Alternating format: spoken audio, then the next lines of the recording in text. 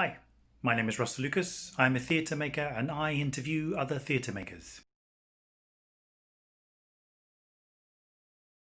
So I've just finished speaking to Damien Hughes, who is an actor I worked with probably 6 years ago on the UK premiere of Tennessee Williams' The Fat Man's Wife.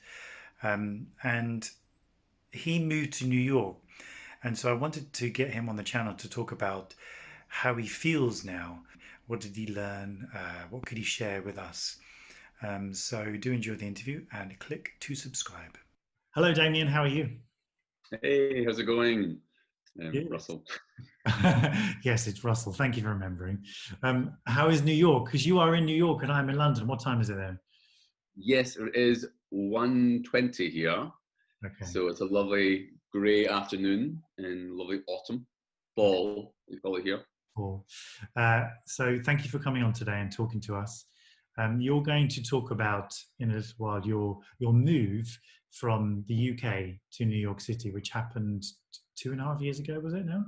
1.5 years ago, 1.5 years February. ago. Yeah, yeah. But before we get into that, I always get people to introduce themselves and kind of tell us who you are. So, do you see yourself now as an actor, a theatre maker, a writer? What's your terminology now? I definitely see myself as an actor at the moment. Like I've just moved here. I also have had a son 2 years ago, Solomon. So there's definitely been taking some time out from all that. And getting back into it now. My plan right now is to get representation in the USA. I've got UK rep, and hopefully in a few weeks' time I'll have a US one. And then I plan to get back into my writing, which I Okay, used to. I used to write short plays for short play nights in London. right. So now that you're there, what have you learned so far from? I mean, obviously, and I realise you've had COVID. The kind of moment of COVID everywhere has taken a good 6 to 8 months out of everybody's lives. But what have you learned so far about being a British actor in New York? What sort of differences have you found or There's a nuances? lot of differences. Yeah, I'd say there's a lot of differences. I mean, it's the same. It's a big city. It's a centre for the arts, just like London is. And I'm going to talk about London as opposed to Glasgow, where I'm from originally, or the UK as a whole. So I'll just stick to London right now. I was there for 10 years, and that's where I started my acting career. Here, I would say, when you talk about show business, the business has a capital B. They're a lot more respectful of that, a lot more understanding of that. And I think in the UK, there's a kind of, I'm not sure, it's a bit more relaxed and a lot more interest in the artist, but at the same time, mm, a lack of monetization, let's say, and a lack of understanding that that's okay. It's okay to pay your rent being an actor. It's okay to get paid, And I think in London, I did a lot of work for free. And over here, there is less of that, like, apart from maybe film schools. Yeah. Yeah, it's something I found when I was over there. I heard about that. A friend of mine said that, you can't really get actors in a room in New York and just do stuff because of unions and pay, etc. And I guess that's a dialogue that we have over here constantly Yeah. about that. And uh, it's a difficult one. I don't know what the answer is. And which way is better? Because in some ways, if you go into a room with only the rules in the UK, with Yeah. money ever be paid, I don't know if you ever get in the room. Um, Yeah. Yeah. So that's it. I mean, it's just a different structure, how they fund things, and not public funding here, really, at least for smaller stuff, at least for theatre. I mean, much of my experience is theatre, so it'll usually be about that, and otherwise I'll say it's film and television. But like, here's the thing, and I found this mind-boggling when I first came here. I went to see King Lear. I went, like the big production of it. I think it's a British production originally with a famous actor whose name I forget, Glenn something. And afterwards, I'm just buzzed. It's a great production, and I go to the bar, and the bar's closed, and everyone's just leaving. And I was so shocked. I was like, well, how do we talk about this? How do we get together as a community of like theatre lovers, of lovers of the art, and just go, wow, and oh, I hated that part, I love that part. The scenery is beautiful. That actor, I really, I really enjoy. Like, yeah, that was shocking to me, and that I think is something that New York misses. That London does very well. Right. Like, and even just like, oh God, the theatre bars like the Arcola or Southern Playhouse, National Theatre, where you can just sit and just do your work, learn your lines, get on your laptop, write, and you just happen to meet people. You see people all the time, and there's this kind of lovely mixing of people. People who might not meet otherwise because we're all in the same place, doing things that might not even be about acting. We're not on the hunt at that moment, and so everyone's guards come down, and suddenly you're talking to a director, and like you're interested in the same work, and then you maybe work together in the future, or you might see them in an audition, and go, oh hello. Well, here I think you're right. I like it because I like to be paid, and I think at some point in everyone's career, it's not wise to do things for free. I think at some point you just got to say no. You got to say my network is big enough.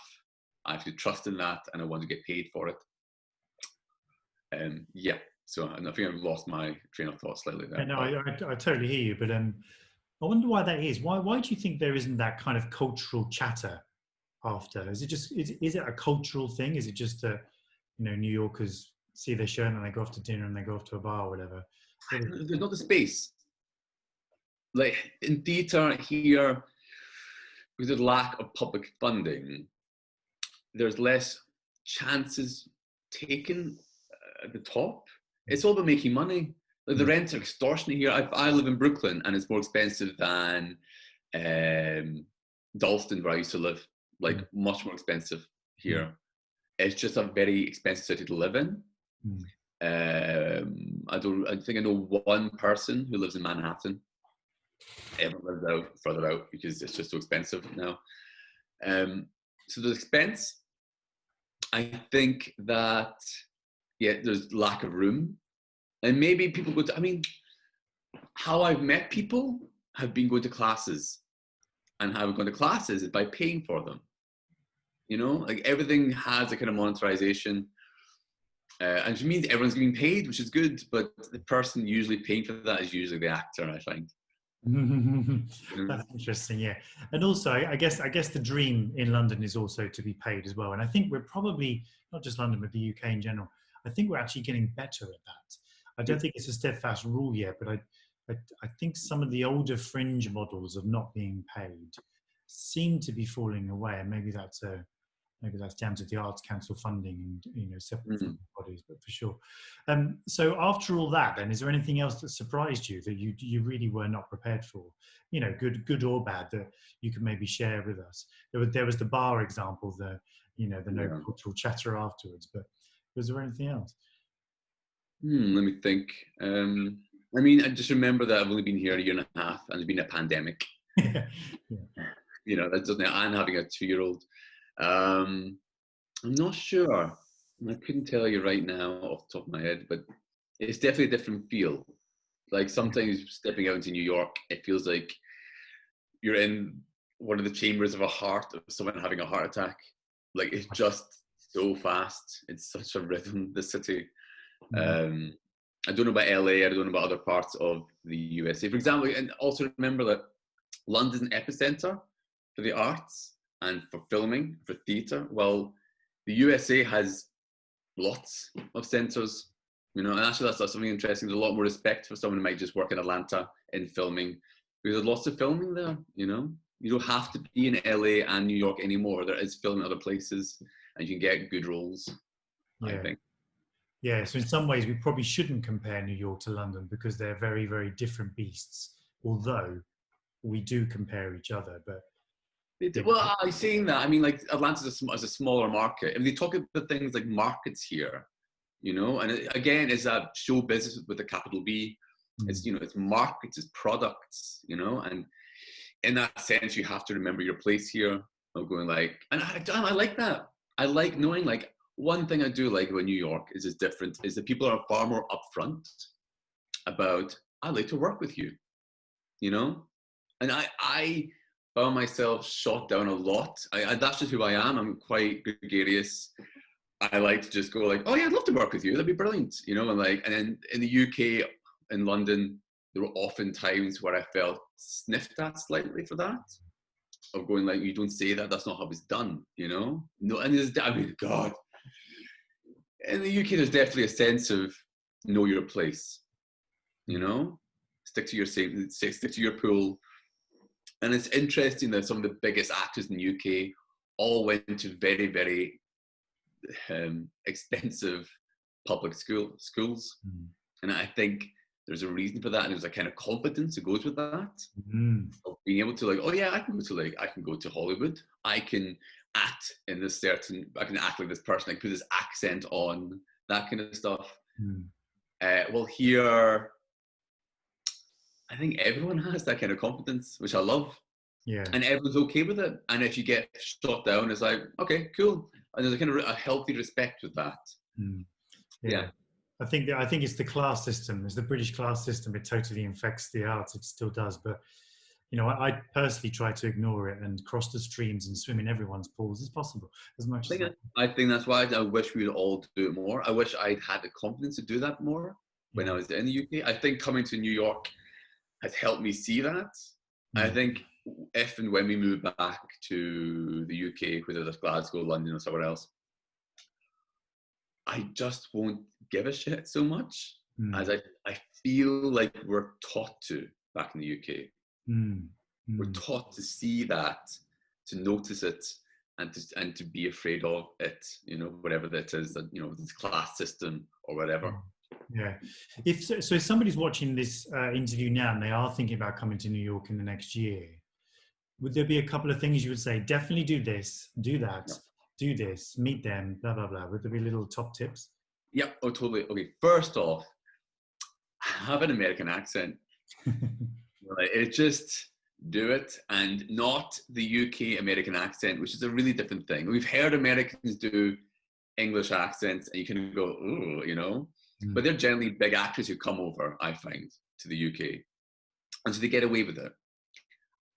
And when we come over here, I think a lot of British actors have gone like, ooh, I don't sound American. That's just, you know, it's a really different way of talking. I mean, I find it difficult. My voice goes up and down and that kind of thing, and lilts, and that's how I express myself with pitch. And here you have this small area, you have to talk like that, you know, and have it recorded, not like a, you know, have a scene done with actors and lighting and all that kind of stuff. I just think people will take you, you know, look at you a lot more with that. It helps to be English. There's a fetishization of Englishism, an Anglo, what's it called? They love that shit here. They really love it. And there's parts of the kind of, it's one of the archetypes they use is the kind of like the English person coming over, you know, British. Does help, you know, being able to do that RP. I think what I found, and again, it goes back to a general atmosphere of how we are. In the UK, when I asked about accents, people go, oh, no, keep your own accent. It's fine, because you feel bad about saying, well, there aren't that many people with your accent on TV. And when you look at like TV and film, for example, so much drama comes from community and from family. And you're not going to have people of a different dialect in the same family, you know, or in the same community, rarely as well. Well, here there was, like, I was told straight up, how, you know, if you want, you know, you could be a very interesting actor, and you might get some interesting, nice few roles or something. But if you really want to work, get that general American down, and get it down well. Very interesting. Yeah, definitely. And second thing, improv. They love improv here. It's huge. It's huge. It's how they discover each other. It's how, I mean, like, we love the written word in the UK. You know, when you go to a kind of magazine shop or whatever, and off like a corner shop in the UK, there are magazines all up the side, you know, and here they don't have that. You know, like over there we had like computer game or film or fashion, had tons of different versions of the same story being told, you know. Over here they don't so much. And I think I love that in the UK. We respect the written word, and I think we respect our writers. You know, it's definitely it's a writer's room often. Like that's their vision. When this person wrote this, that's what they meant to say, and you analyze that and you find that. Well, here, the respect and I love that, but I think there's a kind of like, now throw it away. You know, now who are you? What do you bring to this role, kind of thing? And that's where improv really helps. Right. And you make a lot of money in doing advertising here. I heard of someone just recently through an agent who told me that one of their clients got $100,000 for a role.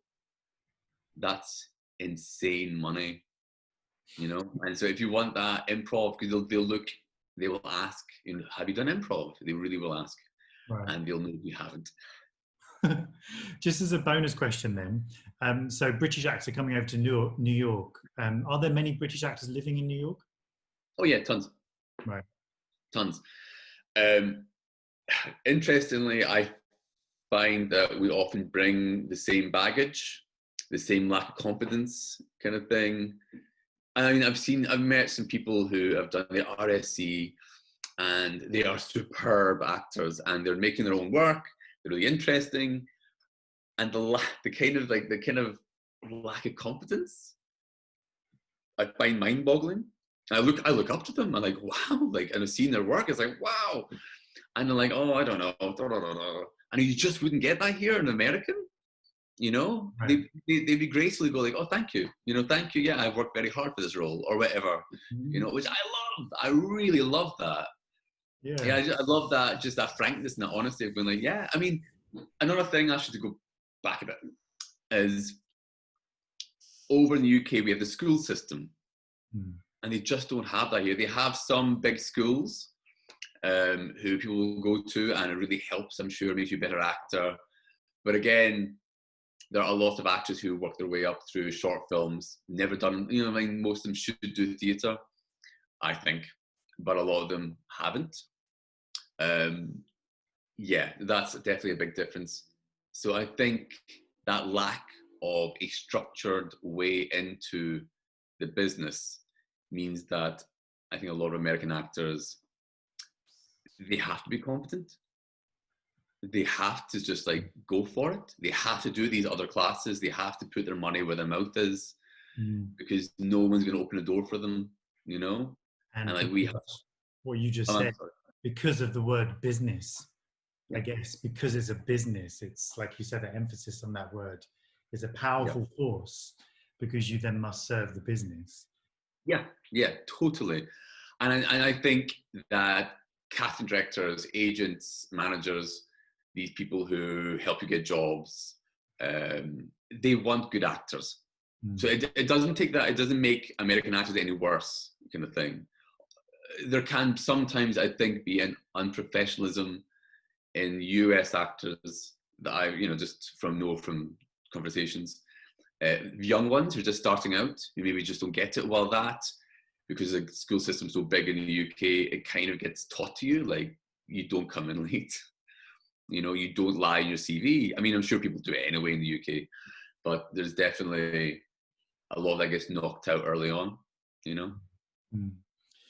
That's amazing. This is a deeper conversation for sure. And what I'm going to propose to you now, because I'm interviewing 300 theatre makers and it's going to take me years. I think I've worked out about 4 years, I think. I'll get you back again. I'm going to get a couple of people back again because I think what's going to be interesting is to see how you feel in 2 years or whatever. And we'll do Working in New York Part 2.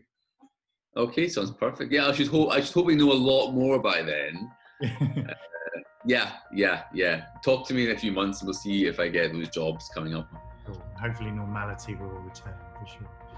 Cool. All right then. Thank you very much, Damien. Goodbye. Thank you so much. Bye you.